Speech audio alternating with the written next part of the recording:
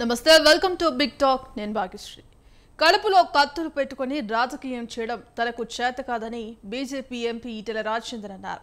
హుజరాబాద్ ఎన్నికల్లో తనను ఓడించడానికి చాలా మంది కుట్రలు చేశారని ఆయన ఆరోపించారు. తనకు స్ట్రైట్ ఫైట్ తప్ప స్ట్రీట్ ఫైట్ రాదని చెప్పారు. రాజకీయాల్లో అబద్ధాల పునాదులపై కొందరు బతుకుతున్నారని అన్నారు. పునాదులకు పదవుల కోసం పార్టీ మారలేదని చెప్పారు. ఎవరి దయా దాక్షిణ్యాలకు తనకు అవసరం లేదని స్పష్టం చేశారు. ఇక హుజరాబాద్ లో ఈటెలకు చెక్ పెట్టే విధంగా బండి సంజయ్ వ్యవహరిస్తున్నారన్న వార్తలు వస్తున్న నేపథ్యంలో ఈటెల వ్యాఖ్యలకు ప్రాధాన్యత ఏర్పడింది. మరి బీజేపీలో వర్గపోరు ఎటువైపుకు దారితీస్తోంది? కాషాయం పార్టీని ఈటెల వీడబోతున్నారా? సొంత కుంపటి పెట్టబోతున్నారా? లేదంటే బీజేపీలోనే ఉంటూ తన ప్రాబల్యం పెంచుకుంటారా? ఇలాంటి అంశాలపై ఇవాల్టి బిగ్ టాక్ లో చర్చిద్దాం. ఇక ఇవాల్టి బిగ్ టాక్ లో పాల్గొనడానికి విశ్లేషకులు దుండగుల శ్రీనివాస్ గారు ఉన్నారు. శ్రీనివాస్ గారు నమస్తే అండి. నా పేరు దండుగుల శ్రీనివాస్, సీనియర్ జర్నలిస్ట్ అండి. Yes sir. శ్రీనివాస్ గారు, ఇవాళ ఈటెల రాజేందర్ వర్సెస్ బండి సంజయ్ అన్న విధంగా సొంత పార్టీలోనే వర్గపోరు నెలకొన్న పరిస్థితులు మనం చూస్తాం. మరి ఇందుకు సంబంధించి కూడా ఏదైతే ఈటెల చేసిన వ్యాఖ్యలు ప్రాధాన్యత సంతరించుకున్నాయి అంటే దీని ఏ విధంగా చూడొచ్చు అంటారు? ఈటెల రాజేందర్ గారికి ఒక రకంగా చెప్పాలంటే మేడం భాగ్యశ్రీ గారు, ఎస్ చెప్పండి. మొన్న జరిగిన అధ్యక్ష పదవి ఎన్నికల విషయంలో ఆయన అవమానం జరిగిందని భావిస్తున్నారు. ఎందుకంటే నామినేషన్ వేసుకునే వరకు కూడా ఆయనకు సమాచారం ఉంది ఏంటంటే రాష్ట్ర అధ్యక్ష పదవి కోసం ఒక బీసీ లీడర్నే కేంద్రం అధిష్టానం బీజేపీ అధిష్టానము డిసైడ్ అయ్యింది. అమిత్ షా పూర్తి సపోర్ట్ ఉన్నారని ఆయనకు మొదటి నుంచి సంకేతాలు ఉన్న నేపథ్యంలో సీనియర్లంతా ఒకవైపు ఉన్నారు, ఈటెల రాజేందర్ని ఒకవైపు పెట్టారు. ఎందుకంటే ఈటెల రాజేందర్ ఆ పార్టీ భావజాలం కావచ్చు, ఆ సిద్ధాంతాలకు ఆయన పూర్తిగా మొదటి నుంచి వ్యతిరేక కమ్యూనిస్టు భావజాలం కలిగిన ఈటెల రాజేందర్ కేసీఆర్తో పడక గత్యంతరం లేక ఎంచుకున్న పార్టీగానే బీజేపీని ఎంచుకున్నాడు. కాబట్టి వాళ్ళు కూడా అట్లాగే చూశారు ఈటెల రాజేందర్ మొదటి నుంచి. కాకపోతే అధిష్టానం ఏంటంటే ఒక బీసీ కాన్సెప్ట్ తీసుకునే నేపథ్యంలో అంతో ఎంతో సీనియర్ మాజీ మంత్రి కాబట్టి అతనికి ఇస్తే బాగుంటుందనే ఒక చర్చ వచ్చిన తర్వాత దీన్ని ఎప్పటికప్పుడు ఖండిస్తూ వచ్చారు. అంటే అధిష్టానం దగ్గర ఒక పితూరీలు అంటే ప్రచారం చేసుకుంటూ ఒక ఆరోపణలు చేసుకుంటూ అతనికి ఇవ్వద్దు కాబట్టి ఆయన మొదటి నుంచి బీజేపీలో లేడు, కమ్యూనిజం భావజాలం ఉంది. రేపు హిందుత్వవాదులు కావచ్చు, ఈ పార్టీ సిద్ధాంతాలు నమ్ముకున్న వాళ్ళు కావచ్చు, ఆయనకి ఇస్తే పార్టీ విషయంలో మనం వెనుకబడతామేమో, మంచి ఊపులో ఉంది బీజేపీ, ఆయనకి ఇవ్వద్దు అనే ఒక కిషన్ రెడ్డి కావచ్చు, బండి సంజయ్ కావచ్చు, వీళ్ళంతా కూడా సీనియర్లు ఎవరైతే బీజేపీలో ఉన్నారో వాళ్ళంతా ఒకవైపు ఉంటే ఈటెల రాజేందర్ని ఏకాకి చేసే ప్రయత్నం జరిగింది. అది లాస్ట్ మినిట్ వరకు ఈటెల రాజేందర్ అధ్యక్ష పదవి ఇక మరికొద్ది గంటల్లో అనౌన్స్మెంట్ అవుతుంది అన్న వరకు తీసుకుపోయి చివరి నిమిషంలో ఆయన అవమానపరిచినట్టుగానే అధిష్టానం చేసింది. ఇంకా అంతకంటే పెద్ద అవమానం ఏంటంటే కనీసం రామచంద్రరావుని మేము ఎంపిక చేశాము, ఎన్నుకున్నాము కాబట్టి రాజేందర్ గారు మీరు ఓపిక పట్టండి, మీకు మంచి పదవి ఇస్తాము, పార్టీ అభివృద్ధికి మీరు దోహదం చేయండి, పార్టీని అధికారం తీసుకొచ్చేందుకు మీ సీనియారిటీ అవసరం అని బుజ్జగించే చర్యలు ఎవరు చేయకపోవడం అనేది మనం ఇక్కడ ఒక సంకేతంగా చూడొచ్చు. ఆయన చాలా అవమానంగా ఫీల్ అయ్యాడు. అప్పుడు ఏ విధంగా అయితే కేసీఆర్ తన ఛానల్, తన మానస పత్రిక, తన ఛానల్లోనే టీ న్యూస్లోనే దొంగ అంటూ ఒక ప్రచారం చేసి ఆరోపణలు, ఆరోగ్య మంత్రిగా ఉన్న ఈటెల రాజేందర్ ఇట్లాంటి అవినీతి చేశాడు, పేదలకు సంబంధించిన భూములని లాక్కున్నాడని ఆరోగ్య మంత్రి గురించి తన ఛానల్లోనే వేసుకొని ఆయన ఎట్లయితే అవమానకర రీతిలో మెడలు బట్టి గెంటేశాడో కేసీఆర్, అంతకంటే అవమానంగా తను మొన్న ఫీల్ అయిండు ఈటెల రాజేందర్. కాబట్టి ఆయనకు లోపల కొత్త ఉరికిపోతున్నాడు సమయం సందర్భం కోసం. కాబట్టి ఈరోజు ఆ సమయం వచ్చింది. ఆయన ఒక రకంగా చెప్పాలంటే టోటల్గా బహిరంగంగానే పేరు ఒకటి తీయలేదు కానీ బహిరంగంగానే ఆయన చెప్పాడు తాడో పేడో తెలుసుకుంటా. అంటే నేను ఉండడం లేదు పార్టీలో, మీ పార్టీలో నాకు అగౌరవం అంటే ఆత్మగౌరవం దెబ్బతిన్న పార్టీలో ఆయన ఉండజాలడు. ఆయన మాటలు కూడా అవే సూచిస్తున్నాయి. ఫ్యూచర్ ఏందనేది మనం తర్వాత డిస్కషన్ లో చెప్పుకుందాం. కానీ ఒకటి మాత్రం క్లారిటీ ఏంటంటే అతను ఇక ఆ పార్టీలో ఉండజాలను అనుకున్నాడు కాబట్టి ఆ మాట్లాడడాన్ని నేను భావిస్తున్నాను. Yes sir. శ్రీనివాస్ గారు, తెలంగాణ బీజేపీలో మరోసారి అంతర్గత కలహాలు అనేవి తెరపైకి వచ్చినట్టుగా తెలుస్తోంది. మరి ఇటు ఈటెల రాజేందర్ వర్సెస్ బండి సంజయ్ అన్న విధంగా వర్గపోరు కొనసాగుతుంది. అంటే ఇది ఈటెల రాజేందర్ తనకి స్ట్రైట్ ఫైట్ మాత్రమే తెలుసు, ఆ స్ట్రీట్ ఫైట్ తనకి రాదంటూ కూడా చేసినటువంటి వ్యాఖ్యలు ప్రాధాన్యత సంతరించుకున్నాయి. అంటే ఏ విధంగా చూడొచ్చు అంటారు? ఏ విధంగా చూడొద్దండి, ఇది వారు మాట్లాడినటువంటి ఊహాగానాలపైన మనం చర్చించడం అనేదే తప్పు. ఎప్పుడు కూడా మనం ఇది జ్యోతిషులు చేసేటటువంటి పని. రేపు ఇది జరగబోతుంది, ఇది జరిగింది, ఇంటర్నల్గా అదవుతుంది, ఇదవుతుంది అనేది కూడా హైపోథెటికల్. ఇవన్నీ కూడా హైపోథెటికల్ మీద డెఫినెట్గా మనం ఈ అనలైజేషన్ చేస్తున్నారు. బట్ అనలిస్ట్ గారు ఈ ఈ అనలైజేషన్ ఒక్కోసారి రాంగ్ అవ్వచ్చు, ఒక్కోసారి నిజాలు అవ్వచ్చు. బట్ కొంత మేరకు ఊహాగానాలపైన చర్చలు అనేది కూడా చేయడం అనేది ఎవరికి శ్రేయస్కరం కాదు. చాలా హ్యాపీగా ఉన్నారు ఎంపీలందరూ. 8 మంది ఎంపీలు కూడా కలిసి కూర్చుంటా ఉన్నారు, మాట్లాడుతూ ఉన్నారు. విత్ ఇన్ ది పార్టీ అంత సీనియర్ నాయకులు ఈటల రాజేందర్ గారు ఏదైనా ఉంటే పార్టీ అధిష్టానానికి చాలా దగ్గరగా ఉన్నారు. వారు ఏదైనా ఉంటే అక్కడ మాట్లాడేస్తారు. ఇట్లా మీడియాకి మాట్లాడాల్సినటువంటి అవసరమే ఈటల రాజేందర్ గారికి ఉండదు. ఇంతకుముందు శ్రీనివాస్ గారు మాట్లాడుతున్నప్పుడు లోపల కుత ఉడుకుతున్నాడు అని వీరే చూసినట్టు, వీరు థర్మామీటర్ పెట్టి ఆయన ఎంత ఉడుకుతున్నాడో ఈయననే కనిపెట్టి చెప్పినట్టు మాట్లాడుతూ ఉన్నారు. It's not correct. అనలిస్ట్గా మనం డెఫినెట్గా అనలిస్ట్గా చెప్పొచ్చు మనం, కానీ ఆ పర్సెప్షన్స్ అన్నీ కూడా అంత తెలిసినట్టుగా మీరే జడ్జిమెంట్ ఇచ్చినట్టుగా ఉండకూడదు అనలిస్ట్ గారిది. సో నేనేమంటున్నా అంటే సరే వారి విచక్షణకు వదిలేస్తున్నాను. వారికి ఉన్నటువంటి దానికి వారి పరిజ్ఞానం వారిది. నేను మాట్లాడేది నా పరిజ్ఞానం మేరకు నేను మాట్లాడుతూ ఉన్నాను. I'm with in the party and I'm very close to the both of my MPs. So నాకు తెలిసినంత వరకు ఈ పార్టీలో, బీజేపీలో పార్టీ సుప్రీం, వ్యక్తులు అనేది ఉండదు. సో డెఫినెట్గా పార్టీ సుప్రీం అనుకునేటటువంటి విధానంలో పనిచేసినారు కాబట్టి ఈటల రాజేందర్ గారు ఇవాళ నిన్న కాదు, పార్టీని మొత్తం వారు అవగాహన తెచ్చుకున్నారు పార్టీ విషయం మీద. దానికి పార్టీ కూడా వారికి హుజూరాబాద్లో ఆ రోజు మరి ఎంత పోటీ ఉంటే మనం గెలిపించుకోవడం జరిగింది. రెండోది తర్వాత మళ్ళా 2 ఎమ్మెల్యే సీట్లు ఇవ్వడం జరిగింది.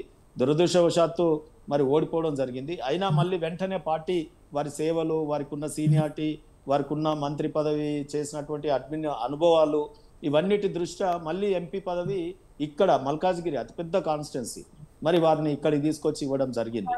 సో డెఫినెట్గా పార్టీ తన పిల్లల్ని తాను చక్కగా తల్లి లాంటి పార్టీ పిల్లల్ని ఏ రకంగా చూసుకుంటే ఆ రకంగా చూసుకుంటుంది. కాబట్టి కరీంనగర్లో బండి సంజయ్ గారిని, ఇక్కడ మల్కాజ్గిరిలో ఈటల రాజేందర్ గారు, వారిద్దరూ బిజీ ఉన్నారు. వారి ఎంపీ కాన్స్టిట్యున్సీలో తప్పకుండా ప్రోగ్రామ్స్ జరుగుతూ ఉంటాయి. అదే రకంగా కరీంనగర్ ఎంపీకి వస్తుంది కాబట్టి ఆ ఏరియాలో వారు చారిటీ ప్రోగ్రాం పెట్టుకున్నారు, వారు వెళ్ళి వచ్చారు. ఇక్కడ మల్కాజ్గిరిలో వీరు బిజీగా ఉన్నారు.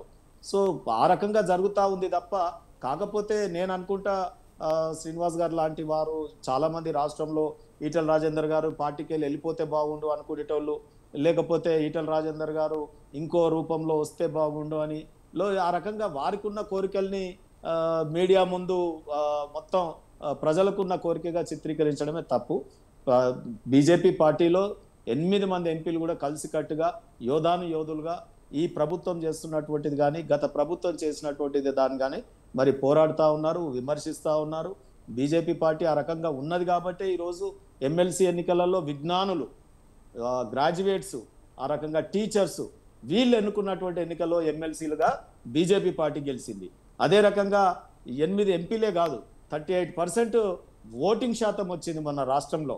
అంటే దాదాపు 52-55 సీట్లలో ఎమ్మెల్యేల స్థానాలలో మెజార్టీ వచ్చింది. అవి అసెంబ్లీ ఎన్నికలు అయితే మేము 60 సీట్లు గెలిచి ప్రభుత్వం ఏర్పాటు చేసేటోళ్ళమే. కాకపోతే అది ఎంపీ ఎలక్షన్స్ కాబట్టి 8 ఎంపీలు గెలిచినారు. ప్రభుత్వం, రాష్ట్రంలో ప్రభుత్వం ఉండి కూడా అప్పుడే జరిగి 6 నెలల్లోనే వారి మీద మొగమెత్తినట్టుగా కాంగ్రెస్కు ఎంపీ సీట్లు కూడా తక్కువ రావడం. రెండోది బీఆర్ఎస్ పార్టీ సంగతి ఇక మనం ఎట్లా ఉంటుందంటే ఇంకా చనిపోయినాక రాలేయడం అన్నట్టు, 0 వచ్చినాక కూడా వాళ్ళని మనం కామెంట్ చేయాల్సినటువంటి అవసరం లేదు. ఎంపీ ఎన్నికలలో వారు పాపము 0 ఒక 10 ఏళ్ళు ప్రభుత్వాన్ని ఏర్పాటు చేసి 20 ఏళ్ళు ఈ రాష్ట్రంలో కొట్లాడి వారికి వచ్చినటువంటి మార్కులు, ప్రజలేసిన మార్కులు, మేము కాదు, ప్రజలేసినటువంటి మార్కులు 0. సో వారి గురించి మనం ఇప్పుడు మాట్లాడాల్సినట్టు పెద్ద అవసరం లేదు. ఎందుకంటే కాంగ్రెస్ పార్టీ చేస్తున్న విధానాలు చాలా కర్కశంగా ప్రజల పట్ల వ్యవహరిస్తూ ఉంది. వారి ముఖ్యమంత్రి సీటును పదిలం చేసుకునేటటువంటి వ్యవహారంలో, సీనియర్లను కట్టడి చేసే వ్యవహారంలో మునిగిపోయినారు. ప్రజలకు ఇచ్చిన హామీలు ఏవీ నెరవేరట్లేదు. సో కాబట్టి కాంగ్రెస్ పార్టీకి తెలంగాణలో, మరి బీఆర్ఎస్ పార్టీకి ఇంకా కాలం చెల్లింది. కాబట్టి రాబోయే కాలంలో వచ్చేది బీజేపీ పార్టీ కాబట్టి ఈ రోజు బీజేపీ పార్టీలో ఏది జరిగినా మీడియాలో కానీ లేకపోతే బయట ఇలాంటి విజ్ఞానులు కానీ చర్చలు చేస్తూ ఉంటారు. అది తప్పులేదు. మేము ఎదుగుతున్న పార్టీ కాబట్టి మా పైన ఏది కాయలు కాసే చెట్టుకే రాళ్ళు పడతా ఉంటాయి. మా దాంట్లో తుమ్మినా దగ్గినా వీరు పరిశీలిస్తున్నారు అంటేనే మేము ఈరోజు ఛాంపియన్గా ఉన్నాం తెలంగాణ రాష్ట్రంలో. పార్టీ రేపు ఏ ఎన్నిక వచ్చినా పార్టీ మరి పెద్ద ఎత్తున గెలవబోతా ఉంది. పార్టీ సుప్రీం ఇక్కడ బీజేపీ పార్టీ. దేశం కోసం ఫస్ట్ అంటారండి, తర్వాతనే పార్టీ, తర్వాత వ్యక్తిగతం. ఈ పార్టీ దేశం కోసం పుట్టింది, దేశాన్ని రక్షించుకోవడానికి పుట్టింది. కాబట్టి దీన్ని ఏదో ఆ భావజాలం ఈ భావజాలం అన్ని భావజాలంలో వచ్చింది మా దాంట్లోకి. రఘునందన్ గారు రాలేదా? వేరే పార్టీ నుండి ఎంపీ కాలేదా? ఈటల రాజేందర్ గారు ఏ భావజాలం అయితే ఈ రోజు అడాప్ట్ చేసుకున్నారు, వారు ఎంపీ కాగలిగినారు. ఈ రోజు అరుణ గారు వచ్చినారు, డికే అరుణ గారు. మన పాటిల్ గారు వచ్చినారు జైరాబాద్ నుంచి. డాక్టర్ బూర నర్సే గారు మరి తెలంగాణ డాక్టర్ చేసి వారు ఎంత పెద్ద చదువుకున్న విజ్ఞానులు, మొత్తం ఒక ఎంతో మేధావులైనటువంటి వాళ్ళందరూ కూడా ఈ రోజు బీజేపీ పార్టీలో మరి మనుగడ సాగిస్తుంది. కాబట్టి వాళ్ళందరూ ఇక్కడ ఎంపీలుగా, ఎమ్మెల్యేలు మీరు చూడండి, ముఖ్యమంత్రి రేవంత్ రెడ్డి గారిని కేసీఆర్, గత ముఖ్యమంత్రి కేసీఆర్ గారిని మరి కంగు దింపించి గెలిచినటువంటి రామకృష్ణారెడ్డి గారు కామారెడ్డిలో. అది ఏందండి అసలు, వండర్ఫుల్ కదా ఈ ఎలక్షన్స్. వీటన్నిటినీ మర్పియాలి. ఈ బీజేపీ ఇవన్నీ కూడా చర్చింపబడొద్దు. కాబట్టి మనం వేరే కొత్త చర్చకు దారిదిద్దాం అనేది. పార్టీ పెరుగుతున్నప్పుడు ప్రతి కదలికలలో ప్రతి మాటలో నానా అర్థాలు తీసేటటువంటిది. డిక్షనరీలో కూడా ఒక వర్డ్కి 10 నానా అర్థాలని తెలుగులో అంటాం. మీరు ఏ డిక్షనరీ తీసినా, ఇంగ్లీష్ డిక్షనరీ తీసినా ఒక్క పదానికి ఒక వర్డ్కి మరి 10 వర్డ్స్ మనము సేమ్ సిమిలర్ వర్డ్స్ ఉంటాయి మనం. సో మీకు అందరికీ తెలియని కాదు. ఆ రకంగా ఇవాళ పొలిటీషియన్స్ మాట్లాడేదాన్ని కూడా తప్పకుండా ఇటువంటి మరి వాళ్ళు విశ్లేషకుల ఏ పార్టీ నుండి వచ్చినారో నాకు తెలియదు కానీ సో డెఫినెట్గా వారు ప్రతి పదంలోంచి అర్థం వెతికినట్టుగా ఉన్నది. ఎక్కడ ఈటల రాజేందర్ గారు కుత ఉడకట్లేదండి. మీరు థర్మామీటర్ పెట్టాల్సినటువంటి అవసరం లేదండి. ఎస్ యాదగిరి గారు చెప్పండి. ఎస్, మరి ఇవాళ బీజేపీలో వర్గపోరు నడుస్తోంది.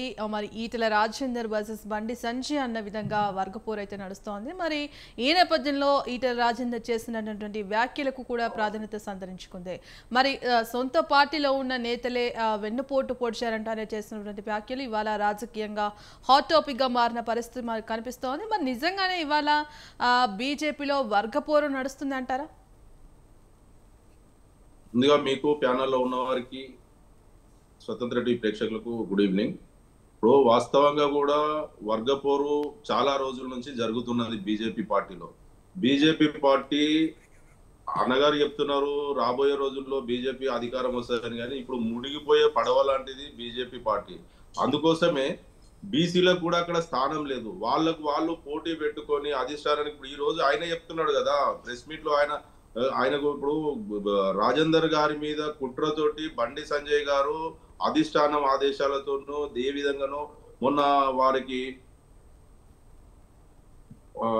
బీజేపీ రాష్ట్ర అధ్యక్షుడు వస్తుందని చెప్పి అనేక సార్లు గత సంవత్సరం నుండి ఈటల రాజేందర్ గారు బీసీకే రాష్ట్ర అధ్యక్ష పదవి వస్తుందని చెప్పేసి ఆయనను ఊహల్లో ముంచిరు. ఆ తర్వాత తీసుకొచ్చి మరి అధిష్టానం ఆదేశాల మేరకు లేకపోతే దాంట్లో ఉన్నటువంటి అగ్రకులాలు మరి ఒక బీసీని ఎదగనియొద్దా అన్న ఉద్దేశంతో ఇక్కడ ఉన్నటువంటి ఈ బండి సంజయ్ గారి ద్వారానే అక్కడ వాళ్ళందరూ కలిసి కుట్ర పన్ని ఆయనకు రాష్ట్ర అధ్యక్ష పదవి రాకుండా చేసిందే బీజేపీ పార్టీ.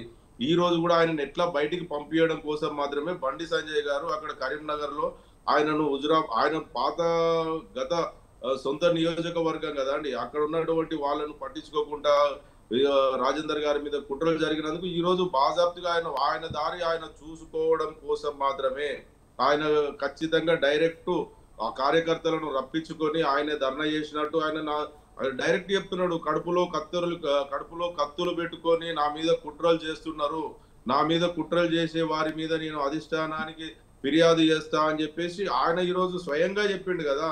బయట వారు చెప్తున్నారు, వేరే పార్టీ వాళ్ళు చెప్తున్నారు అన్నది ఏమీ లేదు కదా. అందుకోసమే ఖచ్చితంగా రేపు రాబోయే రోజుల్లో మళ్ళీ బీఆర్ఎస్ పార్టీనే వస్తుంది. తెలంగాణ సమాజం మొత్తం, తెలంగాణ ప్రజలు, బడుగు బలహీన వర్గాల వారు మొత్తం కేసీఆర్ గారి నాయకత్వాన్ని కోరుకుంటున్నారు. కాబట్టి రేపు ఏ క్షణంలో ఏదైనా జరిగే అవకాశం ఉంది. ఇప్పుడున్నటువంటి ప్రభుత్వం కూడా ప్రజల కోసం ఏమీ చేస్తలేదు. బీజేపీ పార్టీకి ఈ రాష్ట్రం నుంచి 8 మంది ఎంపీలను 8 మంది ఎమ్మెల్యేలను ఇస్తే ఈ రాష్ట్రం కోసం ఏం మాట్లాడుతున్నారు, ఎన్ని నిధులు తీసుకొచ్చినారు, వాళ్ళు ఏమైనా ప్రత్యేకంగా నిధులు తీసుకొచ్చి సంక్షేమ పథకాల కోసం ఏమైనా పెడుతున్నారా? ఈ రాష్ట్రానికి రావాల్సిన ఆంధ్రప్రదేశ్ ముఖ్యమంత్రి చంద్రబాబు నాయుడు గారు ఆయన అనేక ఫండ్స్ తీసుకుపోయి ఆ రాష్ట్ర అభివృద్ధి కోసం ఆయన కేంద్రం నుంచి స్పెషల్ ప్యాకేజీలు తీసుకుపోతుంటే ఈ రాష్ట్రంలో 9 ఎంపీలు 2 కేంద్ర మంత్రులు 8 మంది ఎంపీలు ఉండి ఇప్పటి వరకు కూడా రాష్ట్రానికి రావాల్సిన నిధులు తప్పితే ప్రత్యేకంగా వచ్చింది ఏమీ లేదు. ఈ రోజు చంద్రబాబు నాయుడు గారు బనకచెర్ల నుంచి 200 టీఎంసీ నీళ్లు తీసుకుపోతుంటే కూడా బీజేపీ ఎంపీలు ఏమి అసలు చూసి కూడా చూడనట్టు ఉంటున్నారు. మరి రాష్ట్ర ప్రభుత్వానికి మద్దతు పలుకుతున్నారా? మరి కేంద్రం నుంచి ఏమో కాంగ్రెస్ చెప్తున్నారు.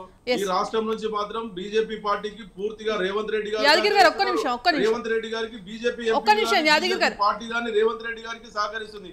తెలంగాణ కోసం బీజేపీ ఎంపీలు చిత్తశుద్ధితోటి పనిచేస్తలేరు. వర్గపోరు కోసం మాత్రమే, ఎవరికి వారు సొంత ఇమేజ్ కోసం మాత్రమే ఎక్కడ కూడా వాళ్ళు మాట్లాడే సందర్భం లేదు. మేడం మేడం ఇప్పుడు వారు బీఆర్ఎస్ పార్టీ నాయకులు మాట్లాడిన దాంట్లో ఏంటంటే మునిగిపోయిన పడవ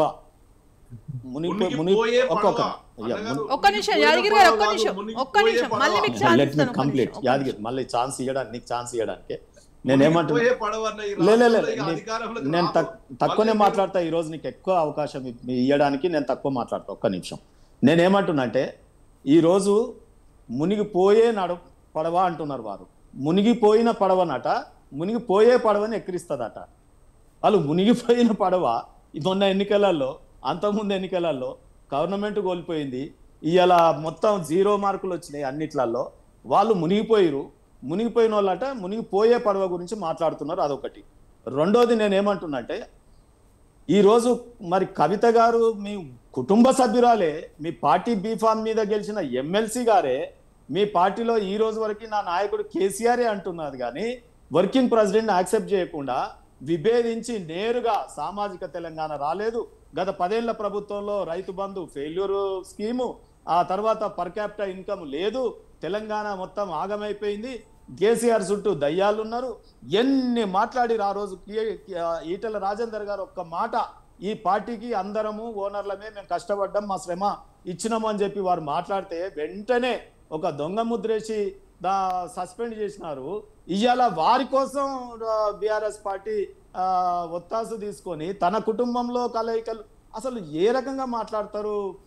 యాదగిరి అసలు ఈ విషయం మీరు మాట్లాడే ముందు కనీసం కొంత తప్పించుకునే వైనంలోనన్నా మాట్లాడాలి. అనవసరంగా మీరు మాకు నోట్లో వేలుపెట్టి మాతో అనిపించుకునే విధంగా మాట్లాడుతున్నారు. ఈరోజు where is the BJP, where is the BRS? Bharatiya Rashtra Samithi మహారాష్ట్రలో మీరు ఇచ్చిన అందరినీ ఎమ్మెల్యేలని పైసలు ఇస్తామని వాళ్ళందరు గగ్గోలు పెడుతున్నారు. టికెట్ ఇస్తాము పైసలు ఇస్తామని చెప్పి మోసం చేసిరని అక్కడ కేసులు పడేటట్టుంది మహారాష్ట్రలో.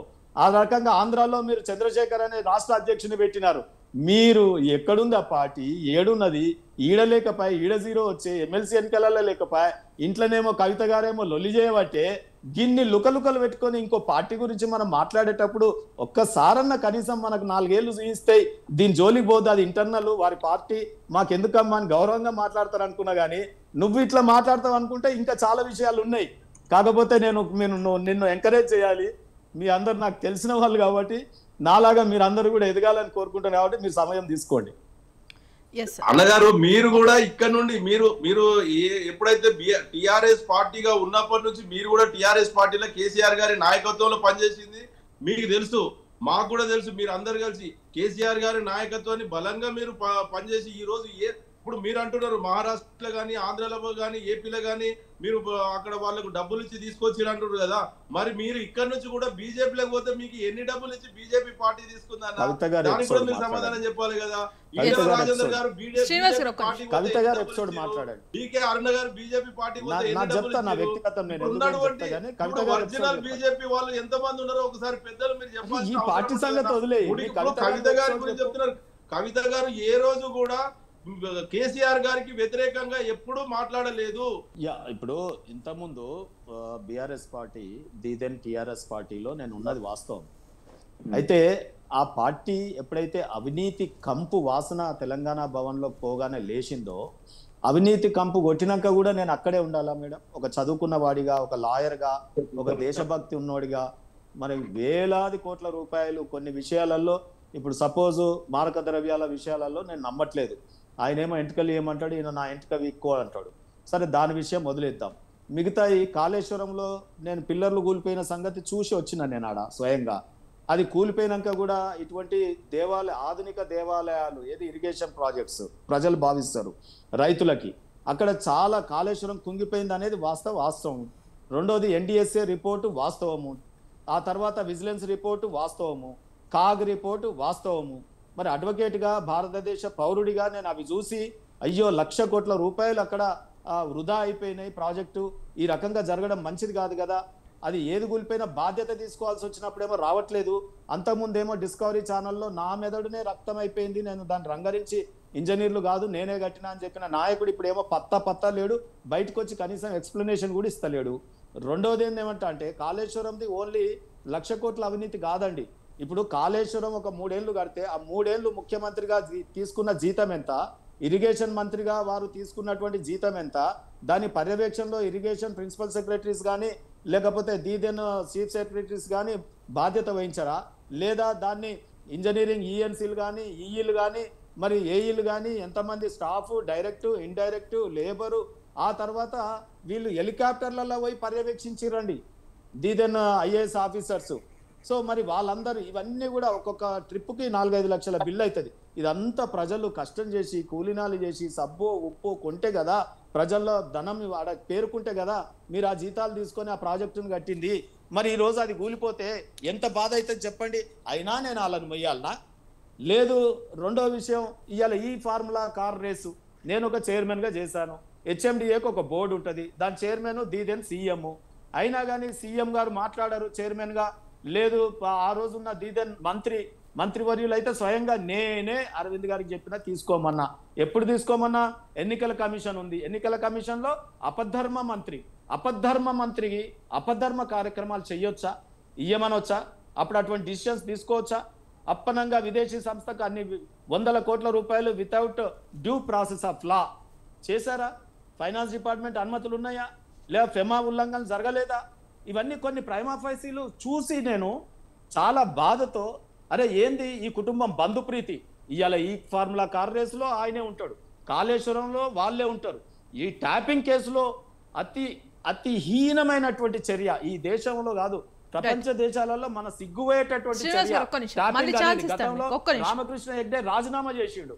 ఇవాళ ఇటువంటి ఆరోపణలు వచ్చినప్పుడు రాజీనామా చేయాల్సిన ప్రతిపక్ష మంత్రి ఇవాళ ప్రజల సొమ్ముతో జీతాలు తీసుకొని ఎవడబ్బ సొమ్మని కులుకుతూ తిరుగుతా ఉన్నావు కేసీఆర్ గారు. నేను అడుగుతా ఉన్నా ఈరోజు, అయినా నేను ఆయనని బొగడాలా టీవీలలో కూర్చొని? ఒక్క నిమిషం శ్రీనివాస్ గారు, అందుకు నేను పార్టీ మారాను యాదగిరి గారు, వేరే విషయం కాదు. దేశం కోసం మారిన, ఉన్న దాంట్లో మెరుగైన పార్టీగా నేను బీజేపీ పార్టీని ఎంచుకొని చాలా సౌఖ్యంగా అక్కడ ఇంకా అకాడమిక్గా ఆడ ఏముండే చెప్పు. TRS లో ఉన్నప్పుడు కేసీఆర్ గారికి కనిపించినమా, కాళ్ళు మొక్కినమా, లేకపోతే KTRతో ఒక సెల్ఫీ దిగినమా, అది పెట్టుకొని ఫేస్బుక్లలో మురిసినమా? కార్యకర్తలకు, తెలంగాణ ఉద్యమకారులకు మిగిలింది ఏముంది? గా సెల్ఫీ ఫోటోలు తప్ప. ఏమైనా ఉద్యోగాలు వచ్చినాయి ఉద్యమకారులకి? లేకపోతే తెలంగాణ ద్రోవులకు మంత్రి పదవులు వచ్చినాయి, ఎమ్మెల్యే టికెట్లు వచ్చినాయి, నానా పదవులలో పోస్టింగ్లు వచ్చిన అధికారులకు గసంటి పార్టీలో నన్ను ఉండమంటున్నారా యాదగిరి గారు? నేను ఏమంటున్నానంటే, యాదగిరి గారు ఒక్క నిమిషం, మళ్ళీ ఛాన్స్ ఇస్తాను మీకు. ఒక్క నిమిషం శ్రీనివాస్ గారు, ఒక్క నిమిషం అండి. నేను చెప్తున్నా శ్రీనివాస్ గారు మళ్ళీ ఛాన్స్ ఇస్తాను మీకు. ఒక్క నిమిషం చెప్తున్నా వినండి. మనకి నగేష్ గారు కూడా జాయిన్ అయ్యారు డిబేట్ లో. ఒక్క నిమిషం అండి, వారికి కూడా అవకాశం ఇవ్వాలి ప్లీజ్. ఒక్క నిమిషం. నన్ను వ్యక్తిగతంగా యాదగిరి గారు ఒక్క నిమిషం అండి ప్లీజ్. నేను చెప్తాను విను. గొర్రెల కాసేది గొల్లాయనకు. MBC, నేను కుమ్మరోని కాబట్టి ఒక MBC, మైన్స్, పరిశ్రమలు, తెలంగాణ ద్రోవులకి, పార్టీకి పనిచేయని వాళ్ళకి మొన్న ఎమ్మెల్సీ టికెట్ మేము రాకేష్ రెడ్డికి పైసలు, ధనము, మంత్రి పదవులు ఎవరికి ఇచ్చిర్రు? దాంట్లో ఎలిజిబిలిటీ లేదా? అడ్వకేట్లం కాదా? ఓన్లీ 2 ఏళ్ల పదవి చేస్తేనా?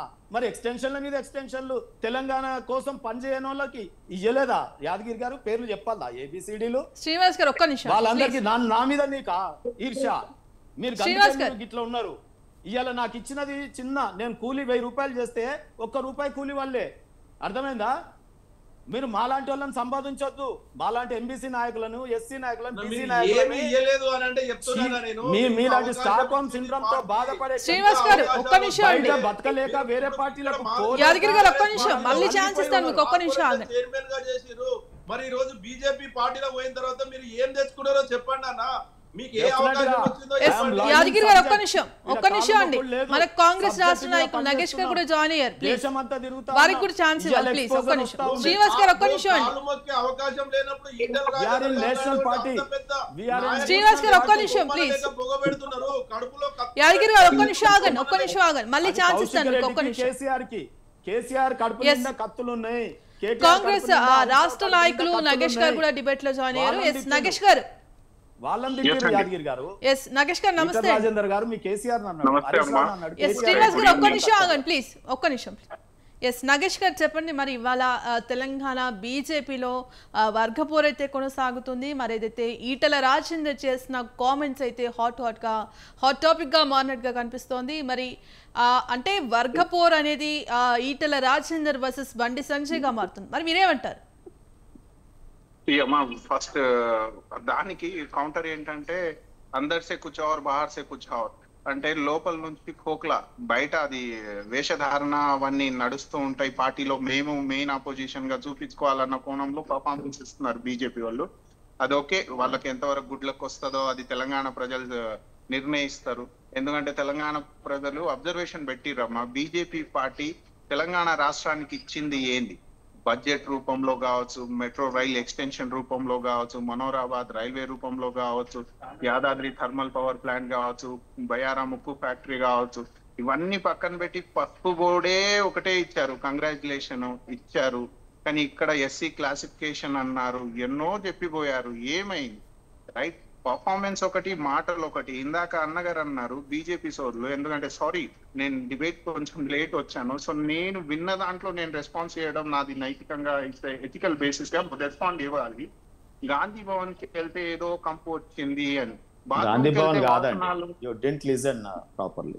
I think I commented on Telangana Bhavan. Earlier I worked in that party. He has commented. మీరు చెప్పిన దాంట్లో కూడా రైల్వేస్ మాట్లాడట్లేదు, ఓన్లీ ప్లస్కు బోర్డు చెప్పినారు, నేషనల్ హైవేస్ చెప్పలేదు, మీరు రేషన్ బియ్యం చెప్పలేదు, చాలా ఉన్నాయి. అయితే maybe so it's like Telangana ఉండొచ్చు. కానీ బీజేపీ ఈ దేశం కోసం నేను భారతీయ జనతా పార్టీలో జాయిన్ అయినా అని అన్న ఇక్కడ హిపోక్రటికల్ గా క్లెయిమ్ చేసుకుంటున్నారు. How valid it is? దేశం అంటే ఏంది? రైతులు కాదా? మణిపూర్ కాదా? అచ్చేదిన్ అంటే ఏంది? ఫార్మర్ ఇన్కమ్స్ డబుల్ కాదా? ఎంఎస్పీ లీగల్ స్టాండే అడుగుతున్నారు కదా, రైట్? అంటే ఇవన్నీ కనబడదా? ఉద్యోగాలు ఎన్ని వచ్చాయి? ఇన్ఫ్లేషన్ ఎందుకు పెరిగిపోతుంది? అన్ఎంప్లాయ్మెంట్ ఎందుకు పెరిగిపోతుంది? ఇవన్నీ దేశంలో పార్ట్ సార్. దేశం అంటే ఏంది? Definition of the state is not only boundary lines, there are institution, there are people.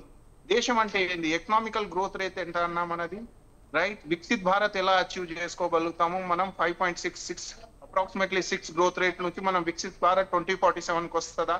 అవాస్తవాలు, అబద్ధాలు. ఓ ప్రైమ్ మినిస్టర్ ఆఫ్ ఇండియా మన దేశానికి ఇంతవరకు ప్రెస్ కాన్ఫరెన్స్ పెట్టలేదు. ఎలాంటి డెమోక్రసీలో ఉన్నాం మనము?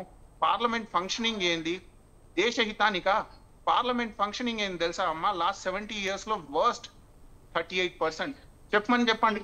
యునైటెడ్ హంగర్ ఇండెక్స్ ఏమంటుంది, రైట్? యునైటెడ్ నేషన్ లో అసలు మన స్టాండ్ ఏంటి? ఈ రోజు కెనడా, యునైటెడ్ స్టేట్స్ తో మన టారిఫ్ రేట్స్ ఏంటి? ఎక్కడన్నా మోడీ హైతో మున్కిన్ హై? ఎవరికి చెప్తున్నారు ఇవన్నీ? This is hypocritical thing. మీరు రియాలిటీలో ఉండండి, రైట్? ఇదే బీఆర్ఎస్ ఇలా బిహేవ్ చేసేసరికి గుణపాఠం చెప్పారు తెలంగాణ ప్రజలు. మీకు దేశం వ్యాప్తంలో గుణపాఠం రావడం దూరంలో లేవు ఈ రోజులు, రైట్? ఇక్కడ మనం మాట్లాడాల్సింది ఏంటంటే ఫ్యాక్ట్ చెక్ చేద్దాం.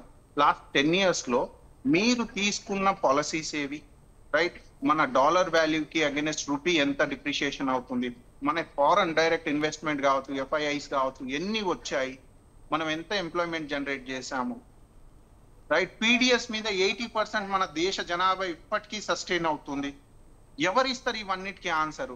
బిలో పవర్టీ లైన్ నుంచి అబోవ్ పవర్టీ లైన్ కి ఎంత మంది తీసుకొచ్చారు? I will give answer. Give it in a numbers రూపంలో కదా. నెంబర్స్ మీరు నెంబర్లో అడగట్లేదు కదా. No, just I am you are asking you, commenting మీరు యాజ్ ఎ జనరల్ చెప్పండి. పొలిటీషియన్. మీరు జనరల్ కామెంట్సే చేశారు. No, ఒక్క no, no, ఫిగర్ general చెప్పండి, ఒక్క comment. ఫ్యాక్ట్ మీరు చెప్పండి. వేగ్ comment మీరు చేస్తున్నారు. కాంగ్రెస్ టైంలో Other ఎంత ఉండే, ఇప్పుడు ఎంత అయిందో చెప్పండి. ఇప్పుడు కాలు మొక్కడం, ఒక బీఆర్ఎస్ పార్టీ కాలు మొక్కడం అది కాదనా? నేను ఇప్పుడు నంబర్స్ రూపంలో చెప్పండి. మీరు ఎంత చెప్పండి, మీరు పబ్లిక్ చెప్పండి. ఎంప్లాయ్మెంట్ ఎంఎస్పీ ఎంత చేశారు? ఇస్తున్నాం చెప్పండి. ఏది? I think you are representing Congress party. No, I I don't. represent Congress Yes, party. okay.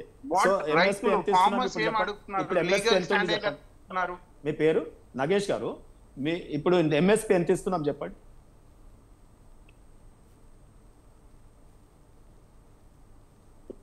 చెప్పండి సార్. మనము జనరల్ గా అవకాశం వచ్చింది కదా అని చెప్పి you are young blood and educated it's seems.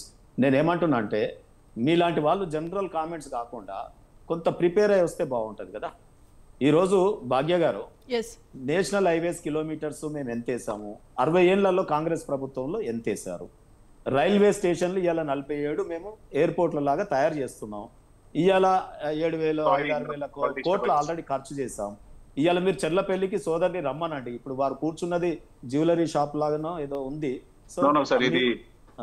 So what ever it May just నేనేమంటున్నా అంటే జస్ట్ ఫర్ హ్యూమర్ టచ్ అయితే నేనేమంటున్నా ఇక్కడ మీరు నాతో పాటు చెర్లపల్లి స్టేషన్ కు రండి, సికింద్రాబాద్ రైల్వే స్టేషన్ రండి, ఇంకా 40 స్టేషన్లకు రండి. వందే భారత్ రైల్లో కూడా ఒకసారి ప్రయాణం చేద్దాం. మీ రాహుల్ గాంధీ గారి దగ్గరికి వందే భారత్ లో పోండి. రెండోది నేనేమంటున్నా అంటే నేషనల్ హైవేస్ ఎన్ని కిలోమీటర్లు, ఇవాళ కాకినాడ కోచ్ ఫ్యాక్టరీ గురించి ఒకసారి ఆలోచన చేయండి. అనేక రకాలైనటువంటి ఎంఎస్పి ఇచ్చేది మేము, వడ్లు కొనేది మేము. ఈ రోజు ఎఫ్సిఐ గోడౌన్లో మళ్ళా బియ్యం, రేషన్ బియ్యం పంపేది మేము. ఇవాళ ఇన్ని దేశాలు మొత్తం ప్రపంచంలో యుద్ధాలు జరుగుతుంటే కూడా పెట్రోల్ గానీ డీజిల్ గానీ పెంచకుండా మీకు అందిస్తున్నది మేము. మీరు రాష్ట్ర ప్రభుత్వమే లేనట్టు ఫెడరల్ స్ఫూర్తికి అనుగుణంగా ఒక్క నిమిషం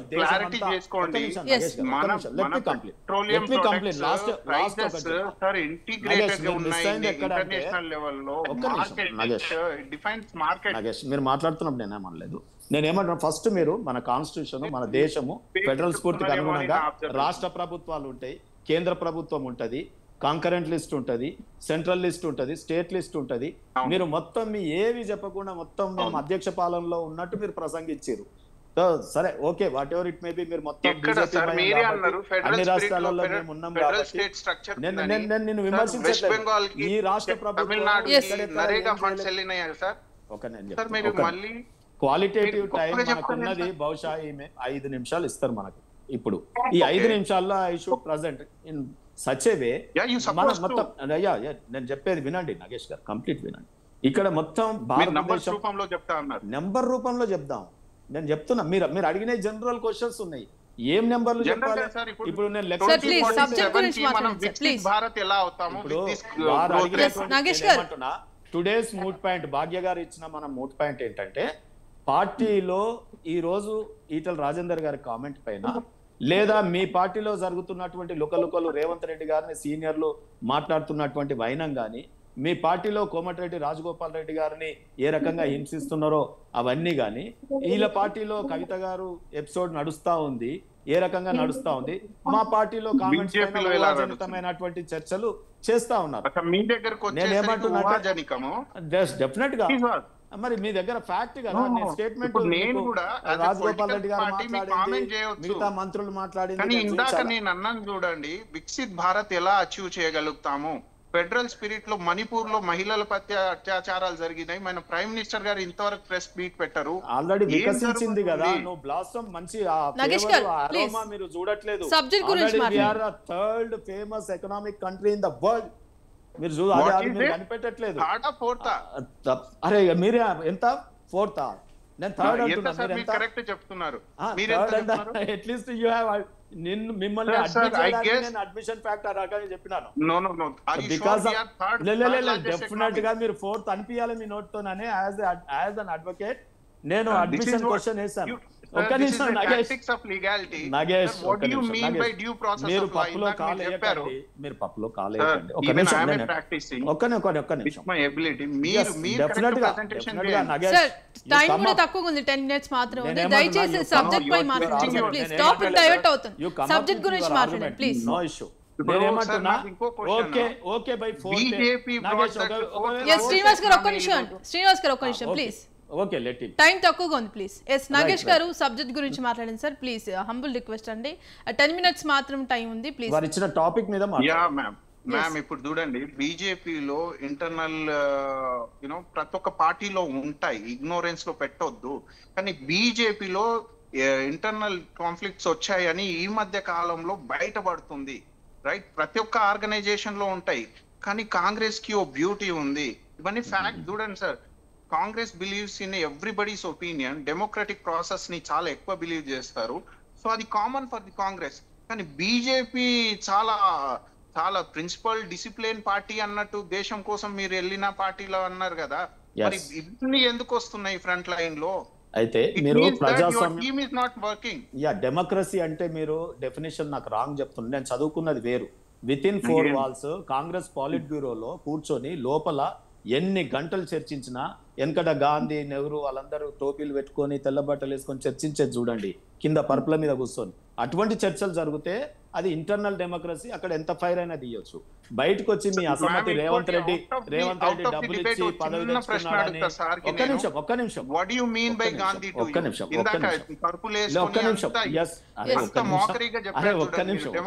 Nagesh, enjoy the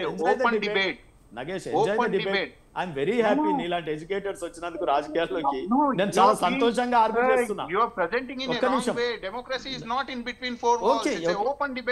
okay, you present in your own way.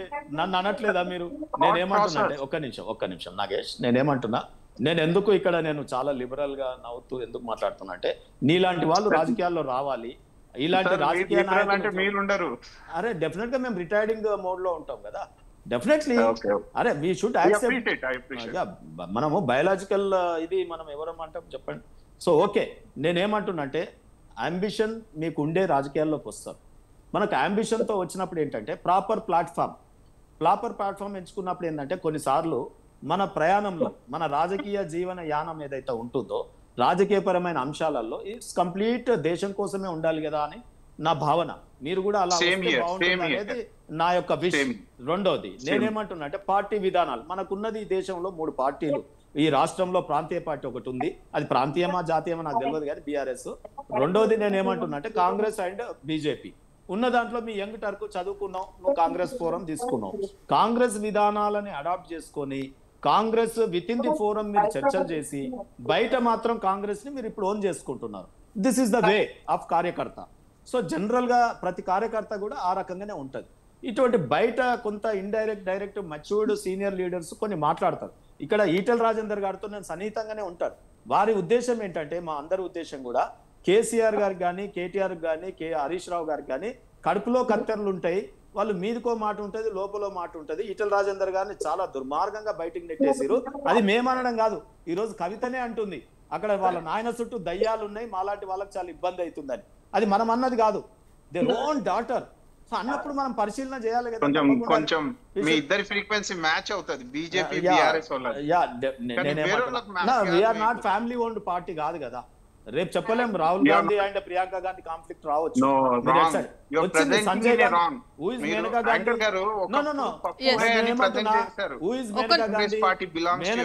ఎవరు చెప్పండి? ఇందిరాగాంధీ కోడలే కదా. సంజయ్ గాంధీ ఎవరు? ఇందిరాగాంధీ కొడుకే కదా. వారికి విభేదాలు వచ్చినాయి కదా, రాజీవ్ గాంధీని తీసుకొచ్చారు కదా. సో మీ cousin brother Rahul and Varun is there no. So వాళ్ళ కాన్ఫ్లిక్ట్ వచ్చింది కదా. ఇది కుటుంబ పార్టీలలో difference of opinion, whatever it may be, perception will be different. My opinion is that. Okay, అది మీ దృష్టి. మీ కళ్ళద్దాలు పెట్టుకొని చూసినప్పుడు అట్లా కనిపిస్తుంది. నా కళ్ళద్దాలు మేబీ మీరు పోలీసా, మీరు రేబాన్ గ్లాస్ లా, మీరు ఏంటో నాకు తెలియదు కదా. So my glasses are different. నేనేమంటున్నా అంటే ఇక్కడ కుటుంబ ఓన్ చేసుకున్నటువంటి పార్టీలలో ఇటువంటి పరిశానలు వస్తాయి. మీరు చూడండి, జీవితంలో కాంగ్రెస్ పార్టీని నమ్ముకుంటే అడపదడప ప్రధానమంత్రి అవుతారు తప్ప కంటిన్యూస్ గా నెహ్రూ, ఇందిరాగాంధీ, ఇప్పుడు ప్రతిపక్ష నాయకుడు రాహుల్ గాంధీ, రాజీవ్ గాంధీ, ఈ రకంగా డైనాసిటీ వస్తుంది. నువ్వు కాలేవు. నేను కోరుకుంటా ఉన్నా, నువ్వు ముఖ్యమంత్రి కాలేవు టీఆర్ఎస్ లో ఉంటే. ఆయన కొడుకు, ఆయన కూతురు, ఆయన హరీష్ రావు, అది వాళ్ళ party. Proper forum for you. ఇది కుటుంబానికి ఉండదు, బంధుప్రీతి ఉండదు. బంధుప్రీతి ఉంటే ఏమైంది? ఈ ఫార్ములాలో వాళ్ళ బంధువులే, వాళ్ళ బంధువులే, హైదరాబాద్ క్రికెట్ అసోసియేషన్ వాళ్ళ బంధువులే. చాలా ఇన్నోసెంట్ రిక్వెస్ట్ అమ్మా యాంకర్ గారు, నేను మన వ్యూవర్స్ కి ఒక విషయం చెప్పబోతున్నాను. కాంగ్రెస్ పార్టీకి ఓ కాన్స్టిట్యూషన్ ఉంది. ఆ కాన్స్టిట్యూషన్ ఫిలాసఫీ ఏంటంటే సత్య, అహింస, సర్వోదయ, వసుధైవిక కుటుంబంకి ఎగ్జాంపుల్ ఇది. సర్వోదయ ఇంక్లూడ్ సార్ అందులో వినండి సార్, నేను ఎగ్జాంపులరీగా చూపిస్తున్నాను. సర్వోదయ ప్రిన్సిపల్ ఎంత మందికి తెలుసు ఇక్కడ? అందులో లివింగ్, నాన్ లివింగ్, మన అంబియన్స్, ఎవ్రీథింగ్ ఇన్వాల్వ్స్ దట్. ఈ కాన్స్టిట్యూషన్ ఉంది, ఇది 200 సంవత్సరాల క్రితం రాసింది. దానికి మహాత్మా గాంధీ రాయలేదు, అప్పుడున్న దాదాబాయి నౌరోజీ, సురేంద్రనాథ్ బెనర్జీ రాసింది అది. ఇప్పుడున్న రాహుల్ గాంధీ కూడా ఏ రోజు అథారిటేరియన్ రూల్ లో ఉండరమ్మా. టాక్సీ డ్రైవర్ తో కూర్చుంటారు, రోజుకు పూటకు డ్రెస్ మార్చడు. స్టాక్ ఎక్స్చేంజ్ లో కరప్షన్ జరుగుతుంది. అదానీ, అంబానీ రోజుకు 15,000 crore ఎలా కరప్ట్ చేస్తున్నారు అన్నది లాస్ట్ 10 years నుంచి చెప్తానే ఉన్నారు రాహుల్ గాంధీ. ఈ రోజు అవన్నీ ప్రూవ్ అయ్యాయి. This is what leadership all about. Young hero, please, somebody is misguiding this nation. Somebody is misguiding nation. This is what my request. ఈ దేశ యూత్ గ్రహించాల్సింది ఏంటంటే భారత్ మాతాకి జై అనకపోతే నువ్వు దేశభక్తునివి కాదు అని ప్రెజెంట్ చేస్తున్నారు. This is wrong. patriotism is different. ఇప్పుడు నేషన్ ఈజ్ ప్రయారిటీ. బిఆర్ఎస్ నేత గారికి అయినా నేషన్ ఈజ్ ఆల్వేస్ ప్రయారిటీ. కానీ దానికి డిఫైనింగ్ లీడరు భారత్ మాతాకి జై అంటేనే ఉంటది. అమ్మా, can I tell you one more observation sir? మీకు కూడా మీ ముందు పెడతా యాజ్ ఎ ప్లీజెంట్ గా. మాధవి లత గారికి, ఓవైసీ గారికి ఇక్కడ ప్రజెంట్ చేసి అపోజిషన్ లో బీజేపీ ఎంఐఎం ఫైట్ చూపించి దేశ వ్యాప్తం మొత్తంలో ఎలక్షన్ పోరాటం వేశారు వీళ్ళు. అమ్మా, ఇది రైట్? ఓ హిందుత్వకు అగెనెస్ట్ గా ఓ ముస్లిం ఉందని చూపించుకొని దేశం మొత్తంలో గోడి మీడియా అన్నది ఎందుకు న్యూయార్క్ టైమ్స్ లో రాస్తున్నారు చూడండి అమ్మా. నేషనల్ లెవెల్లో ఇవన్నీ అబ్జర్వేషన్ పెట్టాలి. మన యువతకి ఉద్యోగాలు ఎందుకు రావట్లేదు, ఇన్ఫ్లేషన్ ఎందుకు మీద ఎందుకు డిపెండెన్స్ ఉండాలి? అబద్ధాలతో ముందుకు సాగలేమనా? దేశం అంటే మీరు, నేను, ఈ అంబియన్స్ అంతా ప్రొటెక్ట్ చేసుకుంటాం ఎప్పుడు ఆ సంవిధానాన్ని ప్రొటెక్ట్ చేసుకుంటే, ఎప్పుడు మన ఫైట్, మన రైట్స్ కోసం మనం వాస్తవాలు మాట్లాడితే. అంతేగాని ఇప్పుడు మీ మధ్యలో ఉన్న BJP conflict, Etela Rajendra, Bandi Sanjay complex అది మీరు ఒప్పుకోవట్లేదు. ఓకే, యు హావ్ ఫినిష్డ్ నా నాగేష్?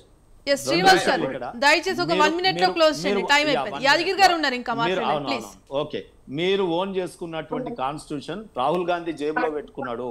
ఆయన రాహుల్ గాంధీ జేబులో ఉన్నట్టుగానే కాన్స్టిట్యూషన్ వారి కుటుంబం అంతా వ్యవహారం చేసింది.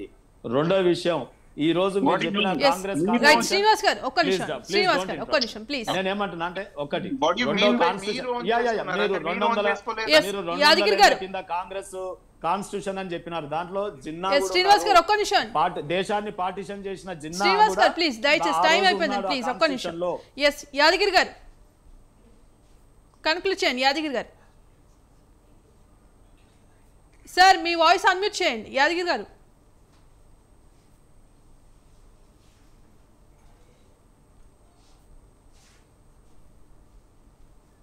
సీనన్న ఒక మాట చెప్తున్నాడండి.